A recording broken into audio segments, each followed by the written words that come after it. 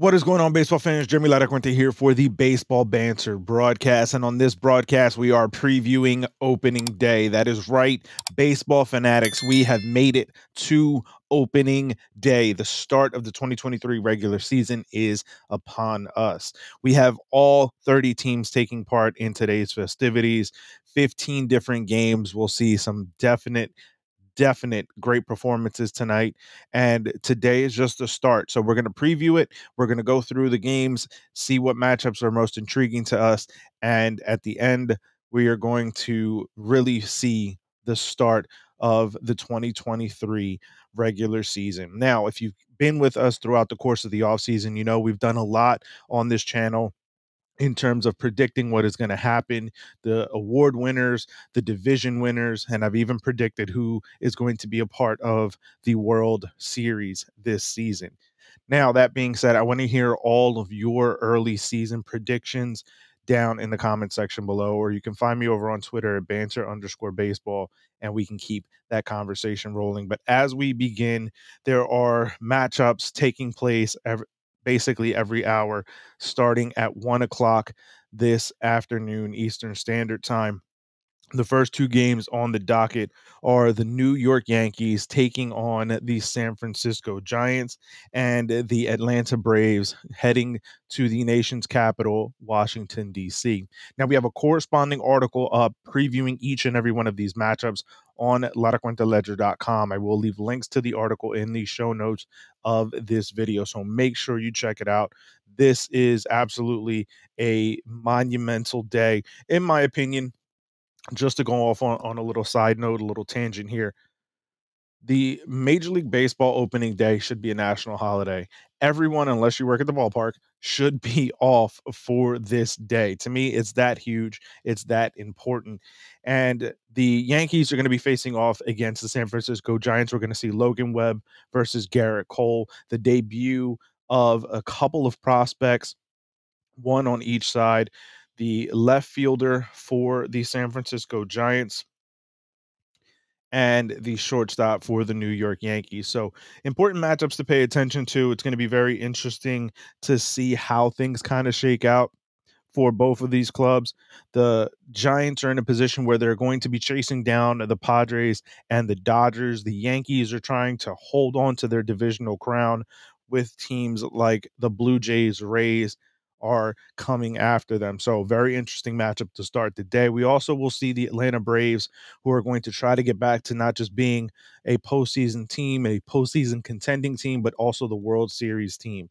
And they're going to be taking on the very much rebuilding bottom of the National League, Washington Nationals. Now, there are going to be things about this matchup that are going to be interesting, but mostly it's going to be how the Braves are going to attack this new season. We know that they're going to be in a very competitive division.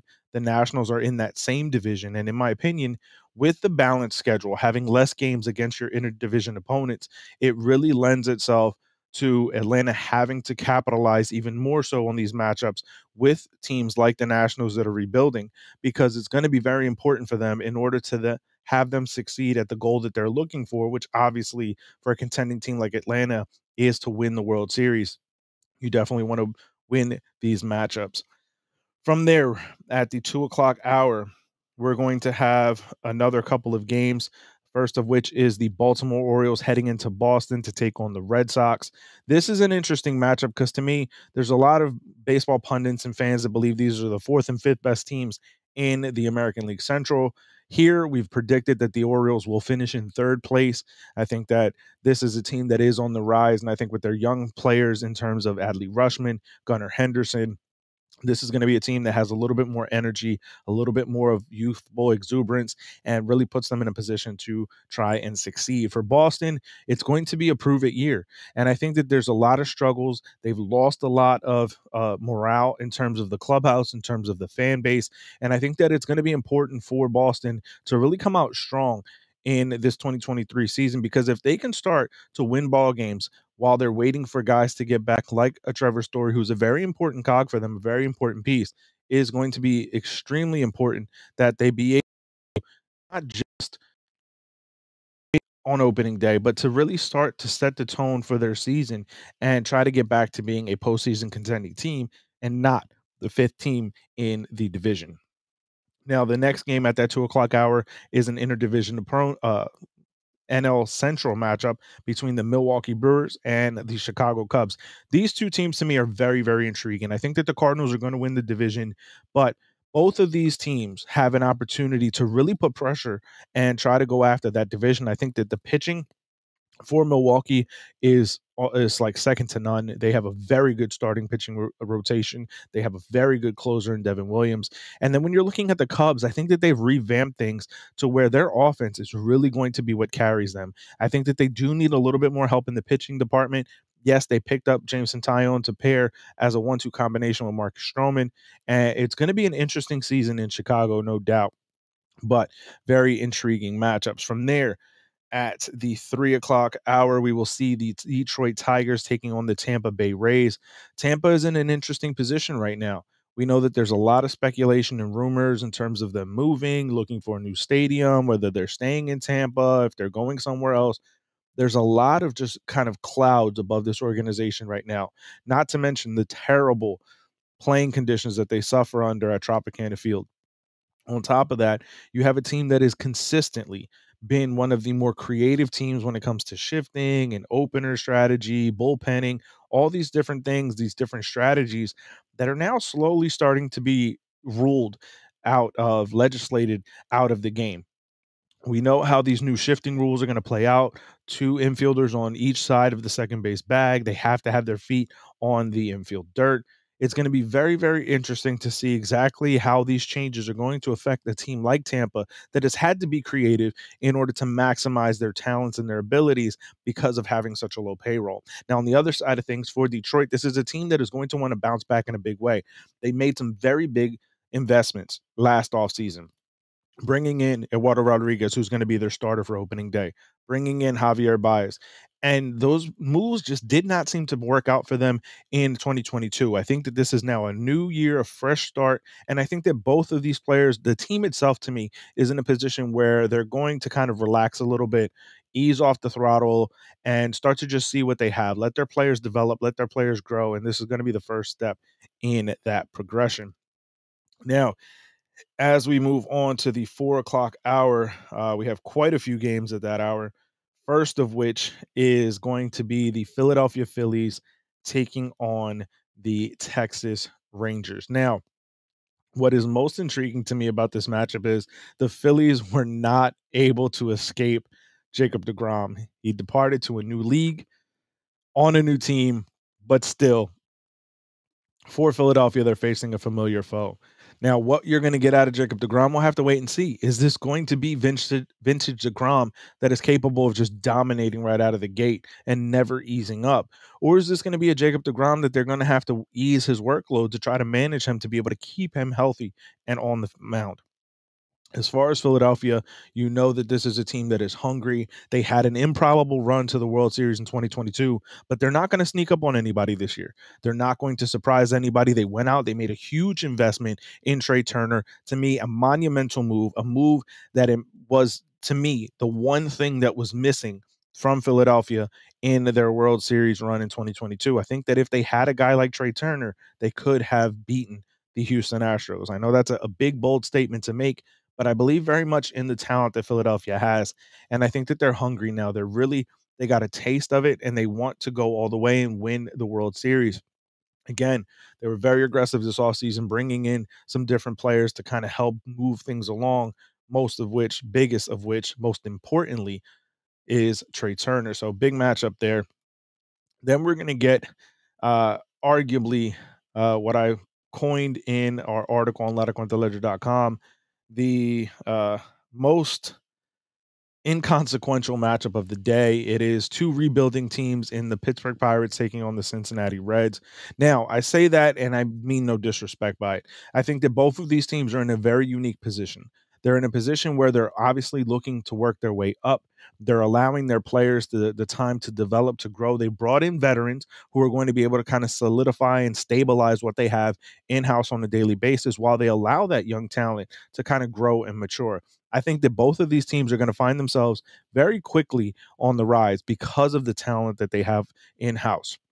Now, that being said, the way that this matchup is going to go in 2023, both of these teams are going to play a very pivotal part in the National League hunt for the postseason. Not just in the National League Central, where they're going to play the biggest role, but also in the wild card hunt, because whoever is capable of dominating against these rebuilding teams, the Nationals, the Pirates, the Reds, those are going to be the teams that really advance into the postseason hunt. We know we have 3 wild card teams, so it's going to be very interesting to see how all of this shakes out. But when it comes to this matchup for this day, it's going to be a very not as much of hype in terms of the overall present facing off against these two teams. But there's a very little question. These two teams are very important to what is going to happen in the National League postseason hunt of 2023. The next matchup of the day will see the Colorado Rockies taking on the San Diego Padres. Now, the Padres have a lot of pressure on them, but to me, they have the players that are capable of turning that pressure into diamonds, into something special. I think that for San Diego, they are going to be in a season long battle with the Dodgers for the number 1 spot in the National League West Division. I don't know exactly how much more this team can truly invest. Obviously, there's a very, very large contract that is looming over them in the player that is Juan Soto. This is going to be a guy who absolutely is going to command $500 million for a contract at minimum, in my opinion. Is San Diego going to be able to afford that? Are they going to be able to go out and really invest that kind of money? We've already seen an albatross of a contract on the other side of this game in Chris Bryant with the Colorado Rockies. I'm sure that Colorado is looking at that deal and feeling like they made a mistake. They cut bait and ran as quickly as they could with Nolan Arenado, trading him to St. Louis Cardinals after they signed him to a deal. So I wonder exactly how much more San Diego has to be able to push themselves into a deal to be able to keep this core that they have intact. The other thing is that this is day one of a very short window, a few weeks here without Fernando Tatis Jr. before he comes back into the lineup here for San Diego. So it's important for them to be able to really see what they're going to have in house. Are they going to be able to truly have this team coexist in a way that they're going to be able to compete for the National League West crown and move on to the postseason?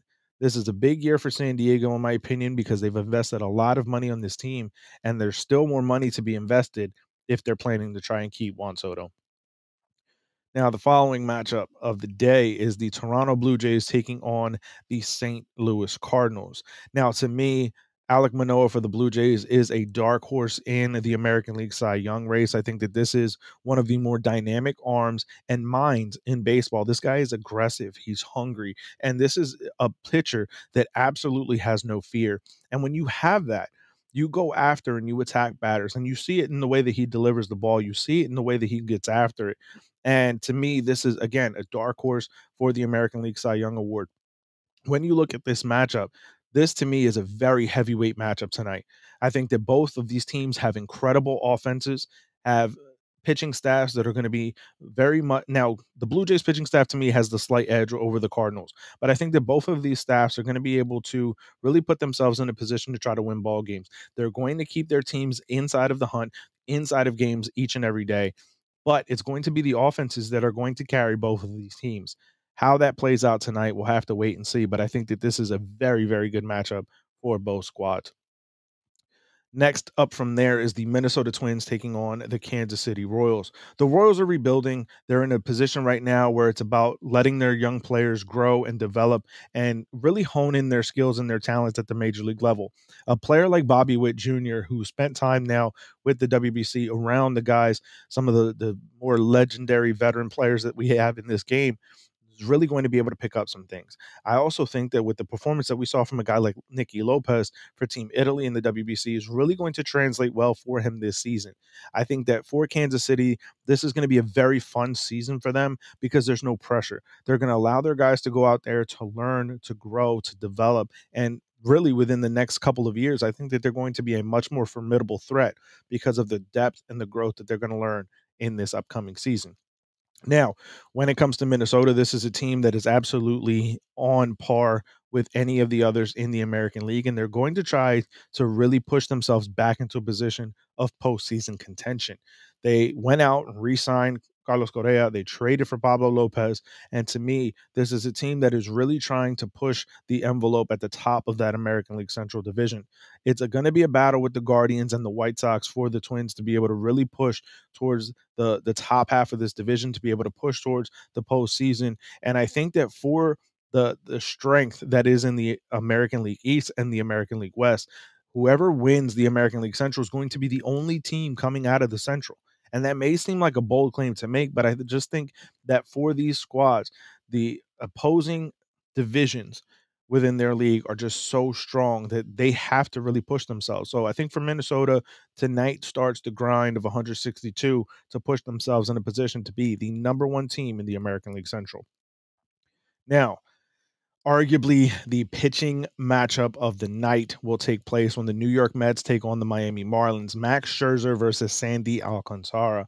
This is a heavyweight pitching matchup. And I know a lot of the times when we see these pitching matchups, it turns into an offensive onslaught. But the fact is that both of these guys have the ability to not just pitch all 9 innings, not just rack up the strikeouts, but really dominate a lineup, make them look extremely feeble. That's the talent that both of these starters have. So for me, it's going to be a very, very interesting matchup to see how it all plays out. And it's going to really be, in my opinion, who blinks first when it comes to this Mets Marlins matchup tonight.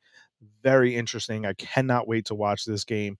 And I think that Sandy is going to be able to really put together another Cy Young caliber season. And for Max Scherzer, I think that he's only going to take his game to another level simply out of the competition that is going to be with his own teammate now, once again, in Justin Verlander. I think that's really going to push Scherzer into another level, another atmosphere, another stratosphere in terms of his aggressiveness, his competitiveness. And I think that we're going to see a very good Max Scherzer as long as he can stay healthy in 2023. Then the next matchup of the night is the Chicago White Sox taking on the defending World Series champion Houston Astros. This is an interesting matchup to me because I like the pitching matchup in this. Dylan Cease for the White Sox, Framber Valdez for the Astros.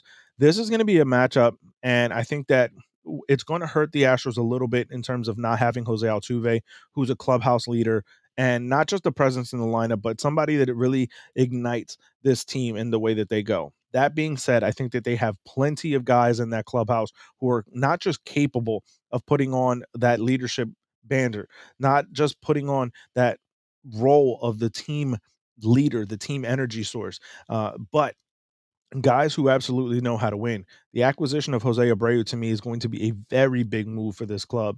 And for the White Sox, they want to absolutely erase everything of 2022. It was a season that was just completely distraught, completely broken down by injuries, and they want to show that they're healthy this season. And if they're healthy, it is going to be a very strong season for the White Sox. I think that they have a lot of players in this pitching staff, a lot of guys in that lineup that are truly capable of putting on a very good show. So to me, big time matchups here coming in for the Astros and the White Sox, and it starts tonight. Now, this is one of the more interesting matchups, the Angels versus the Oakland A's. And the reason why I say it's interesting, and for many people, 2023 is the year of Shohei Ohtani. This is going to be a year where this player, this man is going to absolutely go off, in my opinion. I think that we're going to see a performance from of the ages from this player. I think that Shohei absolutely knows that he is about to approach free agency and receive the largest contract that we will ever see in Major League Baseball. Yes, bold claim to make because contracts continue to rise no matter how the sport is continue as the sport is continuing to grow.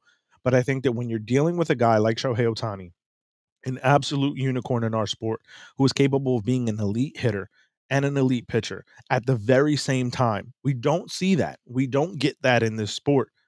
This is a player that is going to dominate like we've never seen before. And I think that 2023 is really going to be the year where he pushes himself, not just in the Cy Young debate, not just in the MVP debate, but they're going to have to create a absolutely new award for a guy like Shohei Ohtani. This is going to be his year, and it's going to be a monstrous year and a fun year to watch as a baseball fan. Now, as we get into the final two matchups of the day, the Arizona Diamondbacks are going to take on the Los Angeles Dodgers. The Dodgers are in a position right now where they're no longer viewed as the powerhouse of the National League. There are teams that are encroaching on them. Many people believe that the Padres are going to surpass them in the division this season and that they have taken a step back. I myself have said that the Dodgers, to me, did not do enough this offseason. If you take a look at our state of the franchise video for the Dodgers, to me, they had a failing offseason or just above failing offseason because they did not do enough to kind of insulate themselves. Now, that being said, there's already a ton of depth on this team. They already have the ability to kind of withstand some of these injuries that are no doubt going to hit them this season. That being said, there's still more that needs to be done in terms of being able to really solidify each and every position. Now, you don't have to have an all-star at every position, but you have to have a capable player. And there's going to be questions about how much depth the Dodgers still have after these injuries that they're dealing with now with Gavin Lux. Obviously, Walker Buehler is out. So there's going to be questions about what they're going to be capable of doing. And tonight really is going to be the determining factor, this foot on the pedal that they're going to try to push to be able to get themselves right back to the position of being the number one team in the National League. Now, on the opposite side, you have a team in the Arizona Diamondbacks that is an up and coming squad. There's not a lot of pressure on Arizona. And to me, that just gives them the ability to go out and just play the game in a fun way, being able to play loose, energetic. You have a lot of young players that are coming up on this squad that are really going to put their emphasis on the game to really try to solidify themselves as a powerhouse in not just the division, but in the league as a whole. To me, Arizona is a team that is very much a sleeper pick. And there's a very good chance that they could go off on a run and really find themselves inside of that wild card hunt. That being said, this is going to be a heavyweight matchup for them in taking on these Los Angeles Dodgers because of the amount of power, the amount of presence, the amount of depth that this organization has. So it's going to be a very interesting matchup to see. Now, the last matchup of the night is another potential pitcher matchup of the evening nominee in the Cleveland Guardians and Shane Bieber taking on the Seattle Mariners and Luis Castillo. When you look at this matchup, again, just like with the Max Scherzer, Sandy Alcantara, Mets Marlins matchup, the Guardians and the Mariners are two very interesting teams to me. And to me, they're very well matched with one another. That being said, I think that both of these squads are really going to come down to pitching. For me, if the Guardians and the Mariners have enough pitching, their offenses are going to support them in different ways. Obviously, the Mariners are going to have a ton more power than what the Guardians face in their lineup. But the contact ability that the Guardians lineup has really showed itself well in 2022. Now, are those guys still going to be able to get those lucky bounces, get that high batting average on balls in play the same way that they did in 2022? It's not likely. The average, ability to be able to put the ball in play and get hits is not always going to reflect year after year. That's why we see some of these, teams that have that high BABIP the next year struggle a bit. And I think that for the Guardians, it's going to be a year of really trying to prove themselves as not just a fluke of luck, but a team that is truly there to contend. For the Mariners, they are now going into a season where they're no longer looked at as a surprise. They have now ended the longest postseason drought of the four North American sports leagues with their appearance in the postseason in 2022. Now it's going to be another year where they're going to attempt to put themselves not just back in the postseason, but further on and be able to win and advance into the postseason. This is a team that to me has a lot to like about it. Obviously, one of the huge superstars in Major League Baseball and Julio Rodriguez. There's a ton to like. The moves that the Mariners have made have put themselves in a very good position. So, all that to being said, this is another potential pitching matchup of the night. So we'll have to wait and see how everything shakes out. Now, this has been a big time opening day review, and I just want to thank you for tuning in. This is a very fun season, in my opinion, that we're about to embark on as baseball fans. And I want to hear from you. What matchup of this evening are you most excited for this opening day 2023?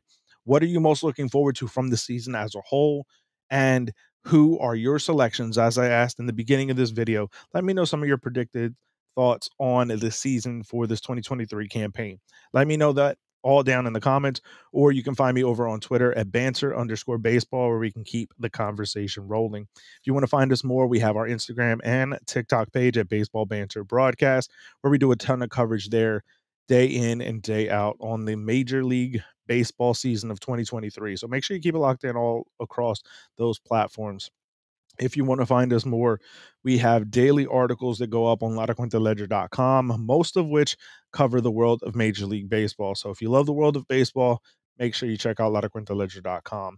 If you want to show support and allow us to continue doing what we do here, we have our merchandise shop, baseballbanterbroadcast.com. It does a huge service as we continue to try to build out this baseball community. So I want to thank you for tuning in. If you're checking us out here on YouTube and you haven't already, hit that subscribe button and the bell for post notifications, as most of our audience is not yet subscribed to this channel. So we're trying to continue building this channel, this family on the Baseball Banter Broadcast. And by hitting the subscribe button, you help us continue to do that. So I want to thank you for tuning in. Keep it locked in all season as we continue to look and break down everything that is happening across the world of Major League Baseball. And when we broadcast next, we will continue to banter about this beautiful game. So I will catch you guys on the next video.